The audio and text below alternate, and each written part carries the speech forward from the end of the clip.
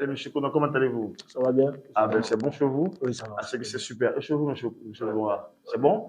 Ok, il n'y a pas de souci. Là, je vous pose la question, et la première. Selon vous, quelle est la doublure idéale pour Sébastien Haller lorsqu'il est absent? Euh, bon, on ne remplace pas Sébastien Haller qui veut. On Effectivement. remplace Sébastien Haller qui peut. D'accord. Voilà. C'est champion. Je vous rappelle encore que c'est lui qui nous a donné la victoire pour la finale contre le Nigeria. Effectivement, Donc, avec sa semelle. il faudrait que celui qui vient à la place de Sébastien Haller soit à la hauteur de ce qu'il produira.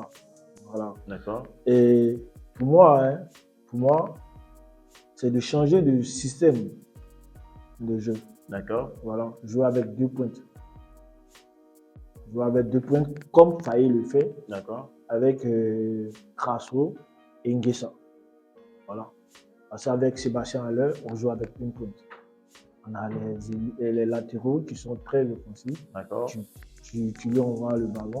Mais là, quand il n'est pas là, on va changer le système de jeu. Il n'y a pas de souci, monsieur Kono, je suis d'accord avec vous, je ne vous coupe pas. Il n'y a pas de souci. Mais là, aujourd'hui, la question clé, c'est qu'on veut savoir exactement la doublure de Sébastien Haller, vu qu'il est beaucoup absent lors des différentes finales CAF ou FIFA ou les matchs amicaux. Voilà un peu. Avant d'arriver à votre système, en fait. Ok, comme je dis, là, pour Sébastien Haller, on aura besoin de 2 attaquants. Pour Sébastien Haller, Ouais. si Sébastien Haller est absent, on aura besoin de 2 voilà, attaquants. on joue avec 2 attaquants. Donc, vous pensez que nous avons besoin de 2 joueurs pour la doublure de Sébastien Haller? Ouais. Ah, ben oui. On joue avec 2 attaquants, comme on le fait d'habitude avec comment ça s'appelle, Crasso et Nguessa. Et ça peut ne pas être Nguessa. On peut trouver peut-être un autre neuf plus comment il s'appelle là, plus efficace que lui. D'accord, mais on va essayer quand même de voir. Il y a beaucoup de joueurs ivoiriens, des pépites qui se retrouvent partout en Europe, en Asie et autres.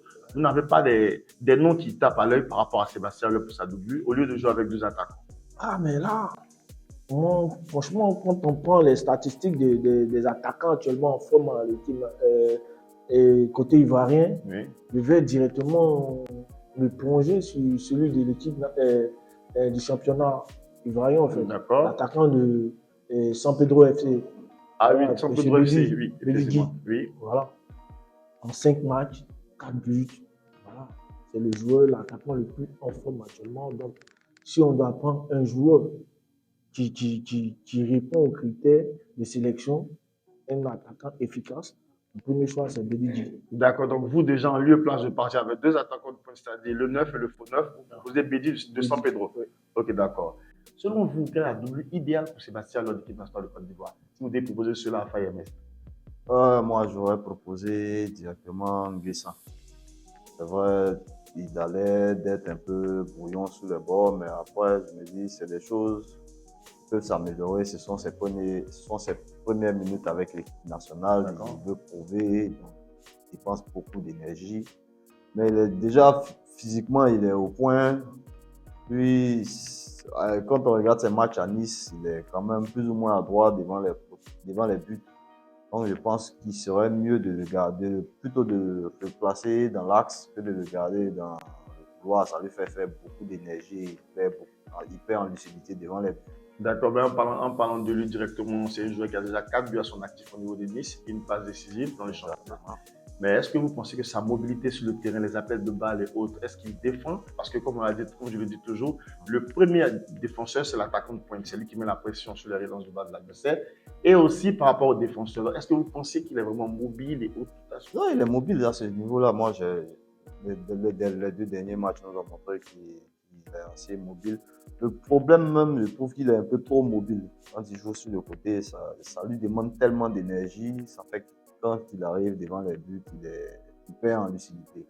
Donc pour vous, ça ne sert à rien de le forcer à défendre parce qu'après, quoi qu'on dise, un attaquant il est là pour marquer d'abord. Effectivement. D'abord défendre, un attaquant qui défend, ça ne gagne pas un match. Ben oui, que ça ne gagne pas un match, c'est vrai, mais l'attaquant d'abord met la pression par rapport au relance de balle. Oui, mais il ne faut pas trop en demander aux attaquants au niveau défensif. Parce qu'après, ça joue devant les buts. Donc là, ici directement, vous nous parlez automatiquement de Van Guessan, joueur à Nice, qui a 4 buts à son actif et une passe décisive. Exactement. Et là, j'ai mon frère Conan qui me parlait tout à l'heure de Bédi, qui est à San Pedro, qui fait une bonne saison aussi au niveau du championnat national. C'est ça? Oui, aussi pas mal, mais moi, je suis plus pour Evan Guessan. Evan Guessin, est-ce que votre choix c'est pas parce qu'il joue en Europe en fait? Bon, ça pèse effectivement. C'est une réalité aussi parce que justement, le fait de jouer en Europe, si vous voulez, ça ouvre plus, ça vous fait voir plus de manières de jouer le football, surtout au niveau de la gestion de l'énergie durant le match, tout ça. C'est vrai que le football africain et l'européen, c'est deux footballs différents, mais après, c'est des trucs qu'on apprend avec le temps. D'accord. Voilà. Même à l'heure, dans ses débuts, c'était un peu compliqué, mais après, il s'est retrouvé. Donc, selon vous aujourd'hui, vous pensez qu'un joueur du championnat ivoirien ne peut pas défendre les couleurs de notre pays en portant le maillot numéro 9, avant-centre, attaquant de point de vue, vous pensez que c'est pas possible? C'est possible. Et s'il y a mieux, pourquoi vous voulez qu'on refuse ce qui est mieux? Donc, il n'y a pas d'autres pépites en fait dans les autres championnats, tout et tout, selon vous, qui peuvent représenter moi, vous savez, ces histoires de faire venir beaucoup de jeunes en équipe, après, ça distrait l'entraîneur, moi, je trouve. Ils n'ont pas droit à une chance. Voilà. Si, mais ceux qui sont là, s'ils s'en sortent, pourquoi on va vouloir forcément les changer?